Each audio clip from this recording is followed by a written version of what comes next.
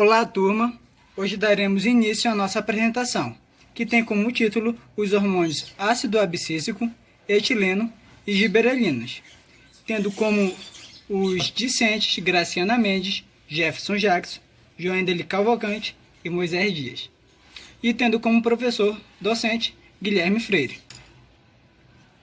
Bom, a nossa linha de trabalho, ou seja, os conteúdos que irão ser abordados serão o seguinte: tipo de substância, como foi descoberta, principais funções nas plantas, principais experimentos realizados que levaram a descobrir os hormônios, principais locais de produção de cada hormônio, principais locais de ação, mecanismo de transporte e os seus usos comerciais. Bom, a palavra hormônio vem do termo grego hormã, que significa estimular. Os hormônios, eles são classificados em dois tipos, que são os inibitórios e estimulatórios. Os hormônios vegetais, também chamados de fito-hormônios, são substâncias formadas por moléculas bem pequenas, produzidas em certas regiões da planta, e em pequenas concentrações geram mudanças metabólicas na célula da mesma. O transporte geralmente é realizado pelos vasos condutores da seiva, ou seja, xilema e floema, e podem atuar de diferentes maneiras no órgão vegetal, como no crescimento, na formação de tecidos, no amadurecimento de frutos e até mesmo na floração. O crescimento e o desenvolvimento das plantas são regulados de maneira complexa por uma extensa rede de sinalização interna e externas. Abaixo, vocês podem observar os três elementos moleculares dos hormônios que iremos trabalhar.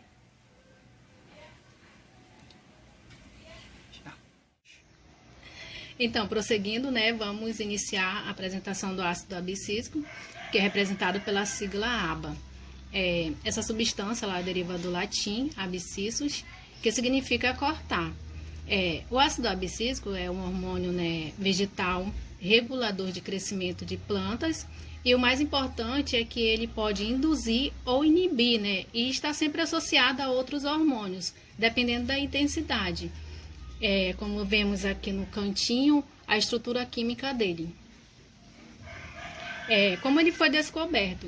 Então, na década de 40, Paul descobriu que a gema da batata ela tinha grande quantidade de um inibidor de crescimento.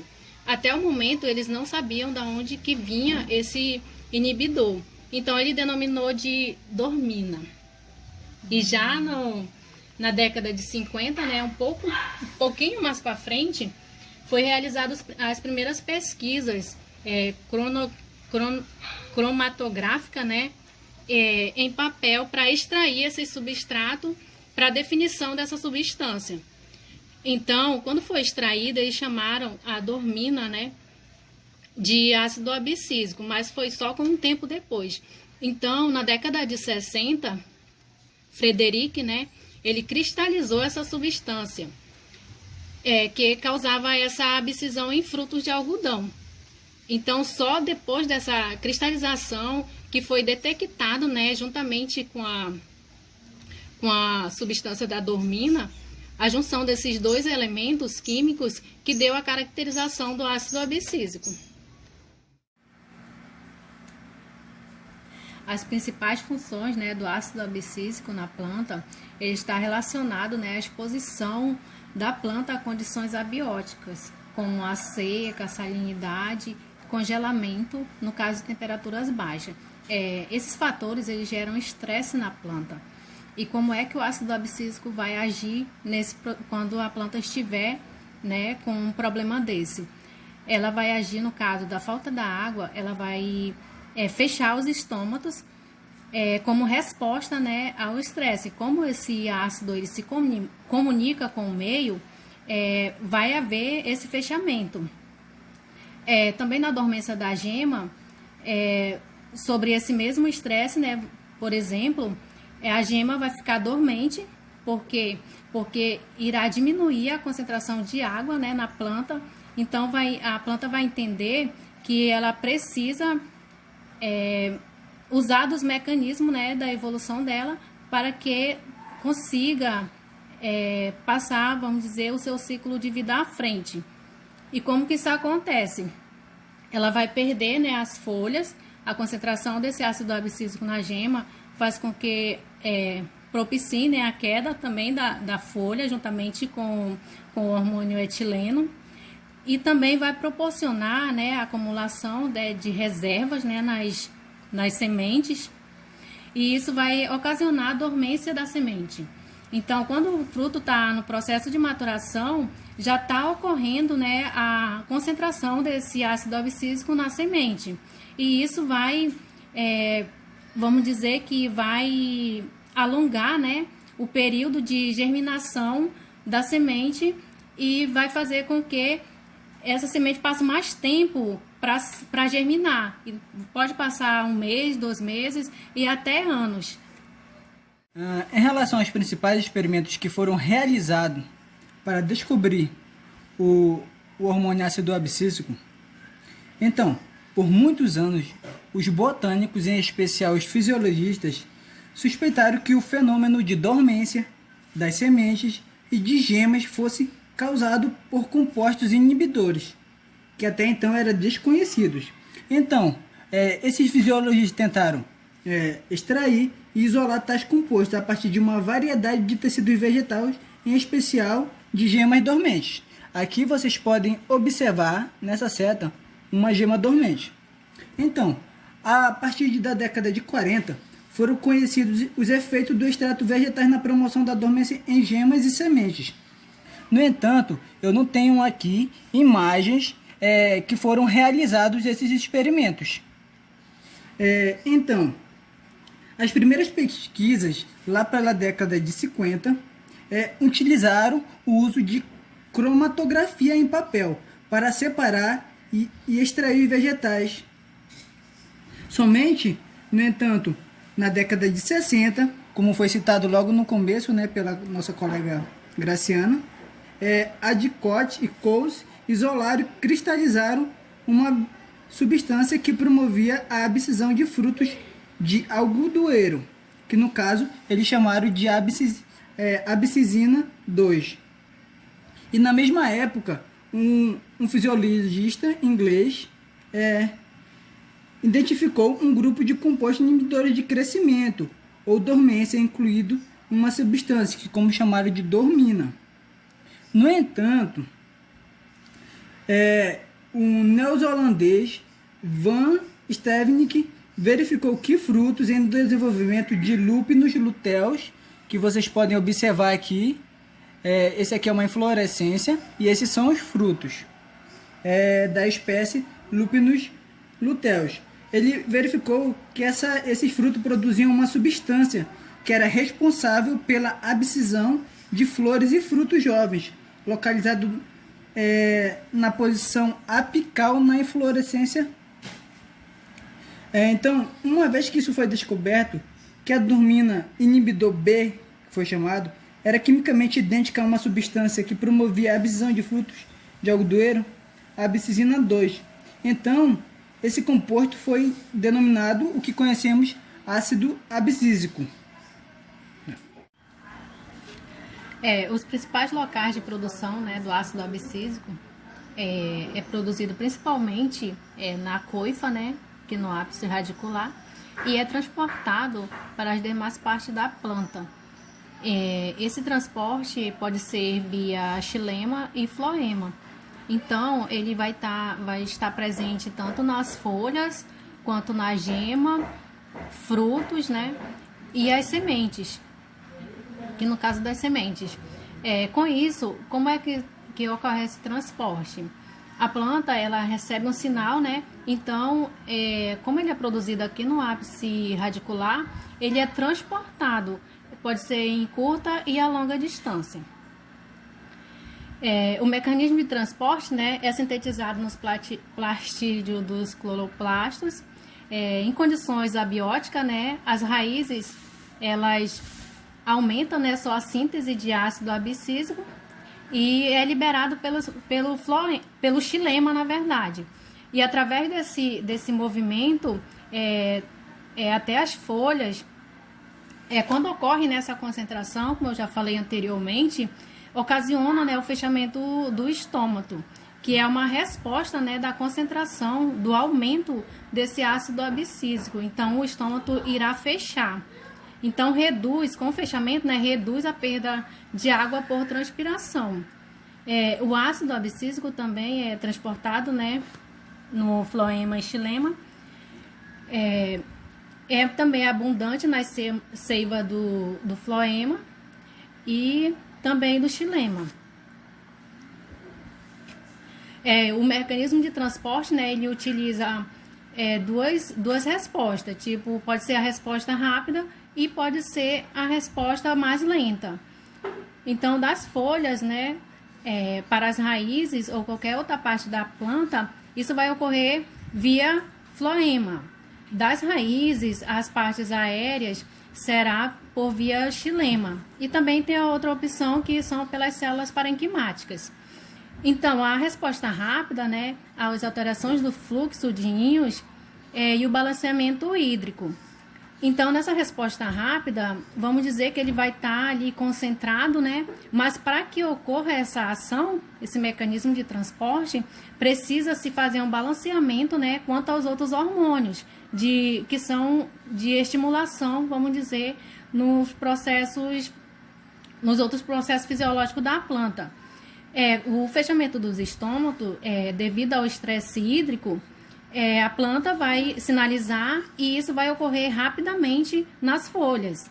Já a forma lenta, né, será as alterações gênicas, que no caso, como já foi falado antes, da dormência da semente. A tolerância, né, da dissecação, tipo, vai ocorrer durante o processo de formação do fruto, de amadurecimento. E os usos comerciais, né, do ácido abscísico, ele está bem presente, né, e com resultado satisfatório, tipo na produção de abóboras e tomate, que são produzidos, né, em locais com pouca disponibilidade de água. Ele vai agir, né, na maturação, né, desse fruto, também já centralizado, vamos dizer, que na semente, para que esse fruto tenha a semente para ser produzido em outros locais e também quando estiver em temperatura estável, né, para a germinação dessa semente. E no tomate também vai ocorrer a mesma coisa. Já na batata, esse processo vai ocorrer durante o armazenamento, né,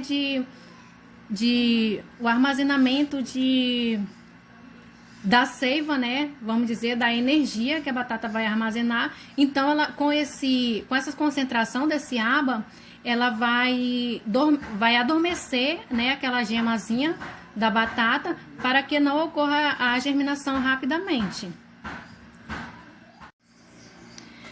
Trazendo para a realidade de Tefé, não vemos muito a ação do ácido abscísico, porque ele está direcionado, né, em grandes quantidades, vamos dizer, na produção de abóboras e também do tomate, como está vendo aqui no slide. Porém, aqui na cidade, se formos à feira, iremos ver uma grande quantidade, né, de produção, onde o ácido abscísico pode estar presente e frequente, como é no caso da semente do abacate, na semente do jerimum e também outras frutas que são regionais daqui de Tefé. Dando continuidade, o etileno é um gás formado por hidrocarbonetos. Então é possível observar nessa estrutura a presença de 2 carbonos ligados por ligação dupla e 4 hidrogênios. O etileno, então, ele é considerado um fito-hormônio exatamente porque age nos organismos vegetais. Tipo de substância, o etileno, então, ele é considerado um gás insaturado devido à presença de ligações duplas na sua molécula. Ele é altamente inflamável e praticamente insolúvel em água. Exerce profunda influência em muitos aspectos do ciclo de vida das plantas, que vão desde germinação, maturação dos frutos, senescência das folhas, abscisão foliar, estresse, geotropismo e até mesmo o processo de floração. Então é possível observar nessa imagem, aqui ao lado, são frutos de tomates. Então, observe o que? A diferença na maturação, ou seja, frutos mais verdes possuem uma concentração de etileno mais baixas e frutos mais maduros possuem uma alta concentração de gás etileno, exatamente porque vão atuar quebrando as moléculas de clorofila presentes no fruto. Como foi descoberto o etileno? Na China milenar, sabiam que frutos de vez amadureciam bem mais rápido quando armazenados em sala com queima de incenso. Até então não sabiam o motivo. Outro caso, em Porto Rico e Filipinas, a fumaça de fogueiras provocava o florescimento em abacaxi e mangas. Somente na Alemanha, no século XIX, onde eles utilizavam a mistura de gases para fazer a iluminação das ruas, que pode-se observar o quê? Que as plantas que se encontravam próximas aos postes de iluminação, elas tinham características diferentes das plantas mais distantes. Isso porque foi possível observar que o gás etileno ele afetava no crescimento e no desenvolvimento das plantas, tendo em vista que gerava o processo de abscisão foliar. Em 1934, então, foi comprovado que o etileno era sintetizado pelas plantas e promovia o amadurecimento mais rápido de alguns frutos. Principais funções do etileno nas plantas. Então, temos o amadurecimento dos frutos, que vai ser promovido exatamente pela quebra das moléculas de glicose. Vamos ter a germinação e o crescimento de gemas, estacas, raízes e bulbos. O etileno também vai atuar estimulando a germinação e superando a dormência em diversas espécies de plantas. Vai também atuar inibindo o crescimento nas raízes, folhas e caules. E vai promover a abscisão precoce de folhas, frutos e flores em muitas espécies.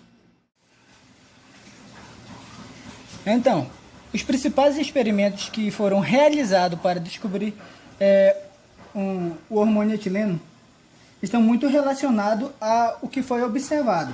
Ou seja, como citado anteriormente na descoberta pelo meu colega Jefferson, era muito nítido que em locais com porte onde apresentavam árvores, havia rápido amadurecimento tanto do vegetal como de frutos. Em 1901, Neujubov ele observou que plantas de ervilhas cultivadas no escuro, como vocês podem observar na imagem, apresentavam a resposta tríplice, ou seja, representava redução no alongamento do caule, aumento do crescimento lateral e crescimento horizontal anormal. Como vocês podem observar, o crescimento anormal é anormal. No entanto, ele fez a comparação quando cultivado ao ar livre, onde já observava que essas plantas elas recuperavam a morfologia e a taxa normal de crescimento. A partir disso, foram realizados vários outros experimentos envolvendo o etileno. Aqui podemos observar alguns experimentos que são comumente utilizados através da iluminação para que ocorra o amadurecimento e o desenvolvimento e o crescimento do vegetal. É muito comum na cidade de Tefé, ali no mercado, ou melhor, na feira municipal, vermos os produtores, que são chamados feirantes, utilizando um método que eles chamam de... utilizam um meio que se chama abafar a banana. No entanto, eles não sabem que o etileno que está ali está fazendo com que aquela banana seja amadurecida. Então, como vocês podem observar, esse é um método que feirantes utilizam. Primeiro, eles colocam a banana, cortam do cacho e colocam. E geralmente passam de 1 a 2 dias. até ocorrer o amadurecimento. No entanto, ele não sabe, né, que ali está presente o etileno, que não consegue sair por causa do plástico que está em volta. Então, o etileno ele vai atuar também na senescência foliar, onde teremos a realização, né, da degradação de conteúdos celulares.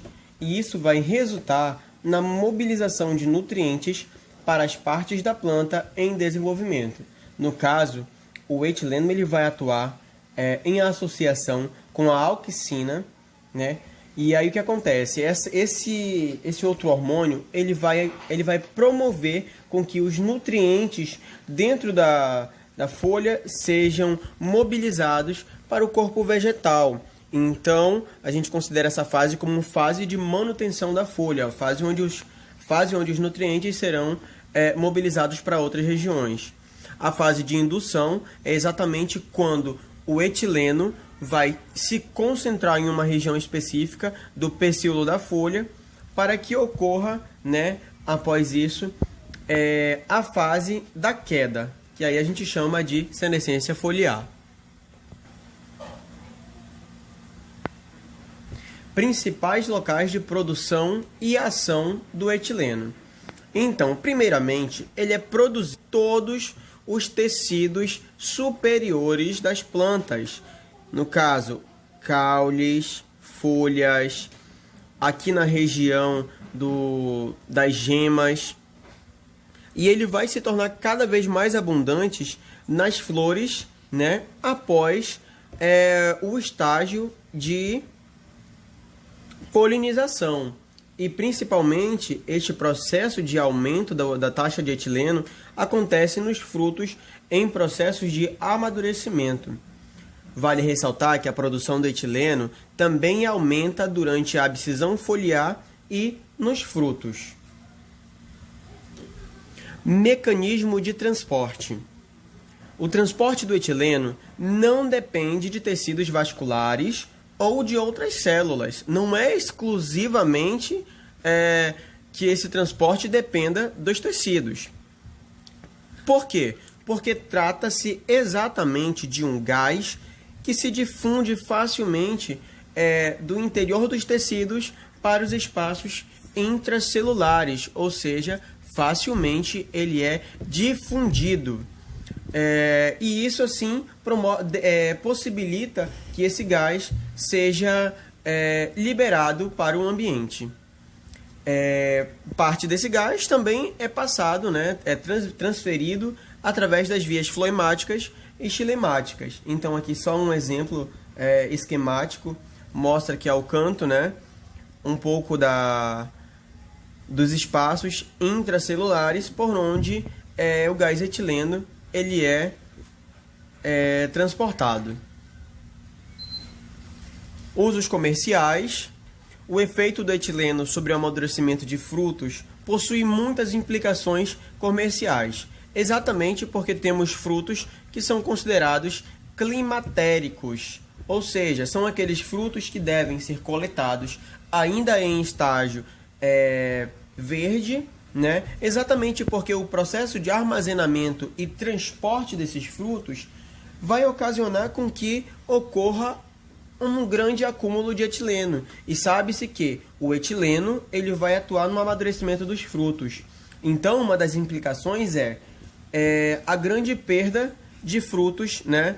Frutos desse tipo que são coletados e acabam amadurecendo rápido ao ponto de não chegar ao seu local de destino em boas qualidades. O etileno também ele é utilizado em uma mistura chamada gás misto de refrigerante. Então ele é um hormônio muito importante dentro da indústria, né? É utilizado para a fabricação de diversos refrigerantes. E ele é um importante, né? Ele atua como um importante estimulador na floração em diversas plantações. E aqui eu trago como exemplo as plantações de abacaxi, tomate, maçã. E em pesquisas realizadas dentro do cerrado, já também o etileno está sendo utilizado para maturação de frutos como o buriti e até a cagaita. Então, continuando a apresentação, vamos falar um pouco do hormônio giberelinas. Então, as giberelinas, como já falei, são hormônios ou fito-hormônios produzidos principalmente na zona apical dos vegetais, nas folhas jovens da planta.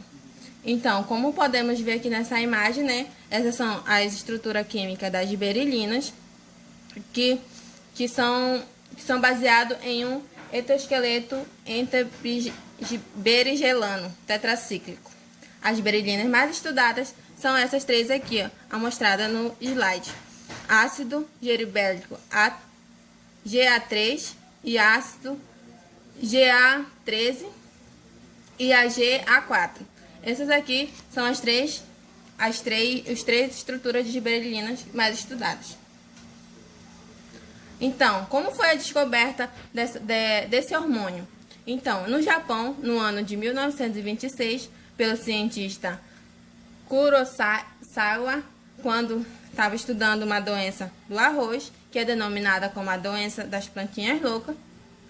Então, essa doença, ela tinha características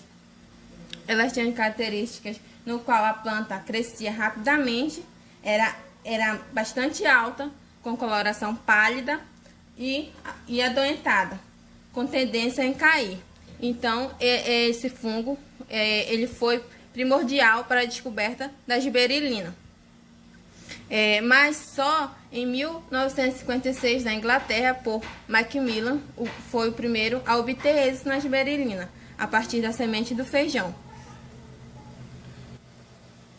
As principais funções da giberelina nas plantas são o crescimento do caule, quebra de dormência das sementes, mobilização de reserva da semente, estimula a frutificação, estimula a floração. Então, como podemos observar nesse slide, a giberelina ela atua numa planta como um todo. Ela pode atuar tanto no ápice, pode atuar tanto no fruto, na semente. Ela é um tipo de hormônio, como podemos dizer, ela é multi nas plantas.